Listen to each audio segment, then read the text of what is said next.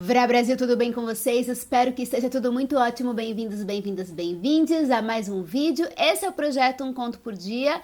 Estamos lendo o livro Antes do Baile Verde, da Lígia Fagundes Telles. E como que funciona esse projeto? Na primeira parte do vídeo, eu leio o conto na íntegra e na outra parte eu faço algumas considerações, alguns comentários de forma bem breve e espontânea. E é claro que eu sempre conto com a participação de vocês para acompanhar a leitura, para participar nos comentários. Isso é extremamente importante. Você pode apoiar o projeto do Vratatá, Traficante de Cultura, no Apoia-se a partir de R$1. E eu também quero fazer o convite para você conhecer o meu novo podcast, Segredo de Liquidificador. E se você quiser saber de novidades que sempre acontecem e tudo mais, me acompanha lá no Instagram, que lá eu sempre tô avisando tudo que vai acontecer em primeira mão. A Caçada.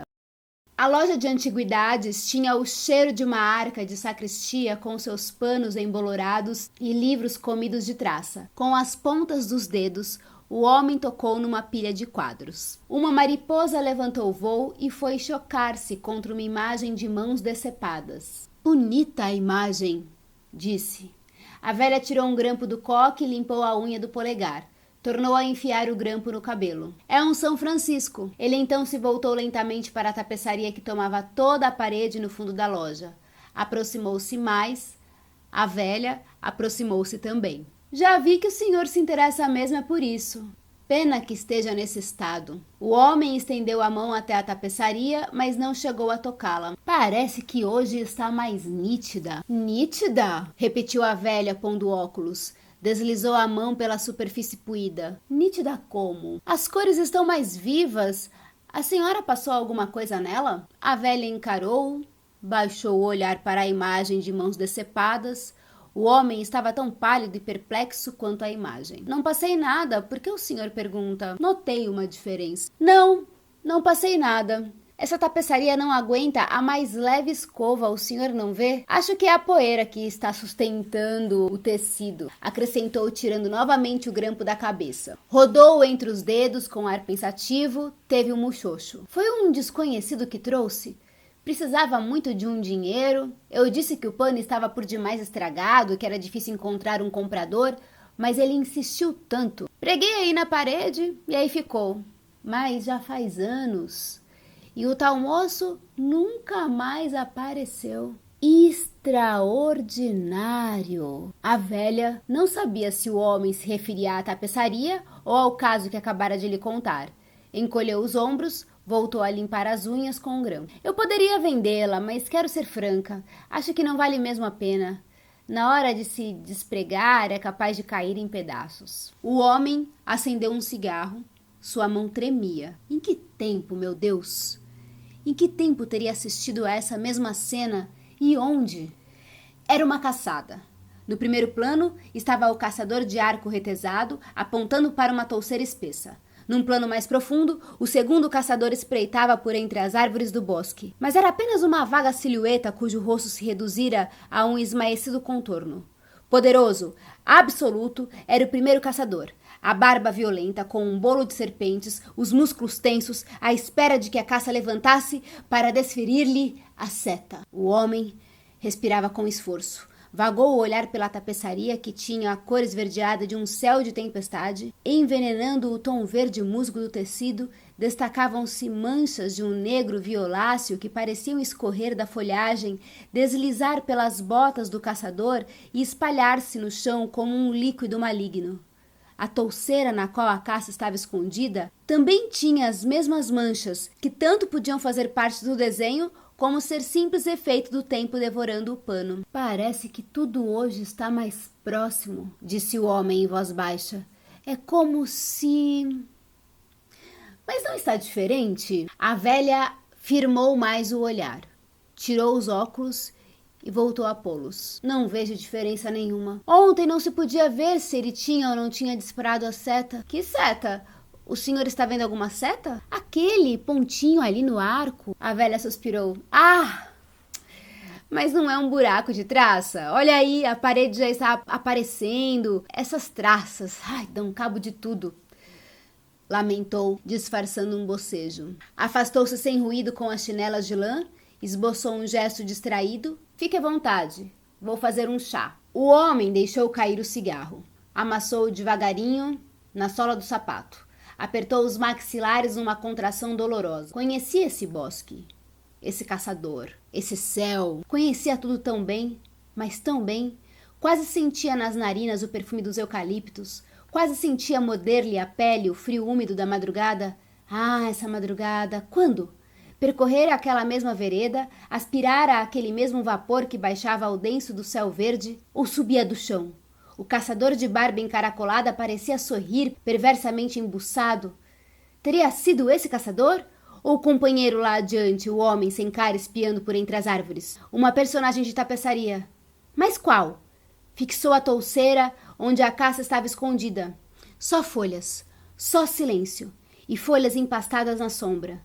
Mas de trás das folhas, através das manchas, pressentia o vulto arquejante da caça. Compadeceu-se daquele ser em pânico à espera de uma oportunidade para prosseguir fugindo. Tão próxima à morte, o mais leve movimento que fizesse, e a seta! A velha não a distinguira.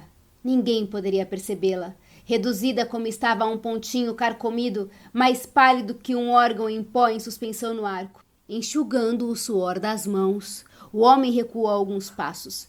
Vinha-lhe agora uma certa paz. Agora que sabia ter feito parte da caçada. Mas essa era uma paz sem vida, impregnada dos mesmos coágulos traiçoeiros da folhagem. Cerrou os olhos. E se tivesse sido o pintor que fez o quadro? Quase todas as antigas tapeçarias eram reproduções de quadro, pois não eram? Pintara o quadro original e por isso podia reproduzir de olhos fechados toda a cena nas suas minúcias, o contorno das árvores, o céu sombrio, o caçador de barba esgrovinhada, só músculos e nervos apontando para a touceira. Mas se detesto caçadas, por que tenho que estar aí dentro? Apertou o lenço contra a boca, a náusea. Ah, se pudesse explicar toda essa familiaridade medonha, se pudesse ao menos... E se fosse um simples espectador casual, desses que olham e passam? Não era uma hipótese. Podia ainda ter visto o quadro no original, a caçada não passava de uma ficção? Antes do aproveitamento da tapeçaria? Murmurou, enxugando as mãos dos dedos no lenço. Atirou a cabeça para trás como se o puxassem pelos cabelos. Não ficara do lado de fora, mas lá dentro, encravado no cenário. E por que tudo isso parecia mais nítido do que na véspera? Por que as cores estavam mais fortes apesar da penumbra? Por que o fascínio que se desprendia da paisagem vinha agora assim vigoroso, rejuvenescido? Saiu de cabeça baixa, as mãos cerradas no fundo dos bolsos, parou meio ofegante na esquina, sentiu o corpo moído, as pálpebras pesadas. E se fosse dormir? Mas sabia que não poderia dormir. Desde já sentia a insônia a segui-lo na mesma marcação da sua sombra. Levantou a gola do paletó. Era real esse frio? Ou a lembrança do frio da tapeçaria? Que loucura! Eu não estou louco, concluiu num sorriso desamparado. Seria uma solução fácil. Mas eu não estou louco. Vagou pelas ruas, entrou no cinema, saiu em seguida e quando deu acordo de si estava diante da loja de antiguidades. O nariz achatado na vitrina, tentando vislumbrar a tapeçaria lá no fundo. Quando chegou em casa, atirou-se de bruços na cama e ficou de olhos escancarados, fundidos na escuridão. A voz tremida da velha tapeçaria vir de dentro dos travesseiros, uma voz sem corpo metida em chinelas de lã. Que seta! Não estou vendo nenhuma seta! Misturando-se à voz, veio vindo o murmurejo das traças em meio a risadinhas. O algodão abafava as risadas que se entrelaçaram numa rede esverdinhada, compacta, apertando-se num tecido com manchas que escorreram até o limite da tarja. Viu-se enredado nos fios e quis fugir, mas a tarja o aprisionou nos seus braços. No fundo, lá no fundo do fosso, podia distinguir as serpentes enleadas num nó verde-negro. Apalpou o queixo. Sou o caçador? Mas em vez de barba, encontrou a viscosidade do sangue. Acordou com o próprio grito que se estendeu dentro da madrugada. Enxugou o rosto molhado de suor. Ah, aquele calor e aquele frio! Enrolou-se nos lençóis. E se fosse o artesão que trabalhou na tapeçaria? Podia revê-la? Tão nítida, tão próxima que se estendesse a mão, despertaria a folhagem. Fechou os punhos, haveria de destruí-la. Não era verdade que além daquele trapo detestável havia alguma coisa a mais. Tudo não passava de um retângulo de pano sustentado pela poeira. Bastava soprá-la. soprá-la. Encontrou a velha na porta. Sorriu irônica. Hoje o senhor madrugou. A senhora deve estar estranhando, mas já não estranho mais nada, moço. Pode entrar, o senhor conhece o caminho. Conheço o caminho, repetiu. Seguindo lívido por entre os móveis, parou, dilatou as narinas. E aquele cheiro de folhagem e terra, de onde vinha aquele cheiro? E por que a loja foi ficando embaçada lá longe? Imensa, real, só a tapeçaria a se alastrar sorrateiramente pelo chão, pelo teto, engolindo tudo com suas manchas esverginhadas. Quis retroceder, agarrou-se a um armário, cambaleou resistindo ainda e estendeu os braços até a coluna. Seus dedos afundaram-se por entre os galhos e revalaram-se pelo tronco de uma árvore.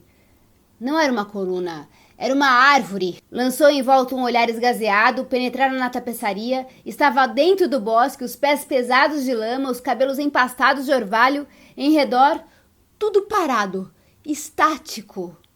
No silêncio da madrugada, nem o piar de um pássaro, nem o farfalhar de uma folha. Inclinou-se arquejante. Era o caçador? Ou a caça?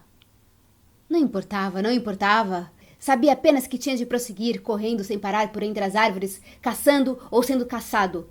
Ou sendo caçado. Comprimiu as palmas das mãos contra a cara esbraseada, enxugou no punho da camisa o suor que lhe escorria pelo pescoço, vertia sangue, o lábio gretado. Abriu a boca e lembrou-se. Gritou e mergulhou numa touceira. Ouviu o assobio da seta varando a folhagem. A dor. Não! Gemeu de joelhos. Tentou agarrar-se ainda à tapeçaria e rolou encolhido, as mãos apertando o coração. Eu tive muita dificuldade no começo de me conectar com esse conto, mas aí depois que eu reli algumas vezes e eu peguei a vibe, aí eu comecei a identificar umas questões muito interessantes, sabe? Assim, fazer umas analogias dessa história, porque ele entra nessa loja de antiguidades, me parece, algumas vezes, né? O conto já começa, mas ele já foi nessa loja de antiguidades algumas vezes, e aí ele se identifica com essa tapeçaria, e ele fica embasbacado por ela, fica assim estonteado, e aí ele começa a criar uma conexão tão forte com essa obra, que ele começa a pensar que foi ele mesmo que fez, e aí chega uma hora que ele se mistura com essa obra, ele começa a devanear que ele entrou nesse quadro e várias imagens dele dentro desse quadro, fazendo parte da cena e vivenciando aquela história que ele imagina que é a história daquela tapeçaria. E eu achei muito interessante todas essas imagens dele ficar voltando nessa loja para verificar essa tapeçaria novamente, porque é como quando a gente se entusiasma com uma obra de arte, né? Quando a gente vê um quadro que a gente gosta muito e a gente fica olhando para ele várias vezes em horários diferentes, e cada vez que você olha, você significa uma coisa diferente nele e vai acumulando fatos, né, na verdade, de significados. Ou quando você lê um livro mais de uma vez, ou quando você vê um filme que você se identifica tanto e que você se vê naqueles personagens, né? E você se imagina dentro daquela história. E eu acho que é isso que acontece com ele, que ele se identifica tanto com aquele objeto, com aquela tapeçaria, que ele chega uma hora que ele fala assim, nossa, sou eu, isso aqui descreveu o meu ser, descreveu a minha vida, descreveu o que eu sou. Tem um significado que até chega a ser inconsciente, né, do que eu sou, porque ele também não consegue desvendar se ele é o caçador, se ele é o caçado, mas de repente ele vai descobrindo no final do conto que talvez ele seja o caçado, porque tem sangue, porque tem dor, porque ele levou a flechada, sabe? Então é muito interessante toda essa conexão que ele passa a ter com essa obra, que eu acho que se a gente fizer uma transferência, é a mesma sensação que a gente tem ao ler um livro, né? Da gente querer ser esses personagens que a gente narra, que a gente lê num livro da Lígia, por exemplo, né? Então eu acho que é uma história que fala da profunda devoção que a gente pode ter em relação a uma obra de arte. E a loucura a qual isso leva, né? O quanto que a arte pode levar você a se deparar com questões dentro de você que você nem imaginava, e isso pode realmente, de fato, a ser enlouquecedor, porque é quando você olha para o abismo, né? O que você sente quando você olha para esse abismo. Talvez um sentimento de desamparo, de loucura, mas ao mesmo tempo você quer investigar, você quer ir adiante, você não consegue sair daquele lugar, você quer ir mais e mais e mais para tentar desvendar tudo que tem ali. Inclusive, me lembrou um vídeo, que eu até vou deixar o link aqui na descrição, caso vocês se interessem, que é um vídeo de uma entrevista da Matilde Campilho. Eu não sei para quem que era essa entrevista, mas eu tenho ela salva no meu computador. E essa entrevista é muito bonita, que ela fala a primeira vez que ela se sente impactada por uma obra de arte, né? Que ela chega no museu e que ela fica parada ali, que aquilo ali toma o ser dela, sabe? E ela não sabe o que fazer, ela é preenchida de silêncio somente. Então, esse poder transformador que a arte tem. É claro que esse conto pode falar de inúmeras coisas, né? Eu tô, acho que, puxando sardinha um pouco pro meu lado, um pouco pro meu modo de ver a vida, mas eu acho que esse conto fala sobre essa devoção que a gente tem em relação a algumas obras. O quão significativo e transformador que isso pode ser na vida de alguém. É um modo bonito de ver esse conto, né? E aí eu vi uma análise de uma mulher que ela diz, na interpretação dela, que no final, quando ele dá aquele grito, que ele cai de joelho, né? Que ele põe a mão no peito, no coração, né? Que é como se ele estivesse tendo um infarto e provavelmente ele morre ali, né? Eu não consegui ver essa imagem, mas é um final possível, né? Eu prefiro continuar com a minha versão menos realista e mais lírica do negócio, né? E pensar nesse mistério todo que tem por detrás. Se fosse um filme isso aqui, eu sempre faço as associações com o cinema, né? Porque eu sou muito apaixonada por cinema. Poderia tranquilamente ser um filme dirigido pelo David Lynch, sabe? Que mistura essa questão dos sonhos, da loucura, o que é realidade, o que é fantasia. E existe diferença entre essas duas coisas, sabe? Enfim, fica aí o questionamento. Eu acho que foram essas as minhas impressões em relação a esse conto. E espero que vocês tenham gostado e que vocês contem aí pra mim o que veio na cabeça de vocês, se vocês acham que eu viajei nessa minha análise aqui, ou se faz algum sentido pra vocês. Tá bem? Um grande beijo e a gente se vê em breve no próximo vídeo. Tchau!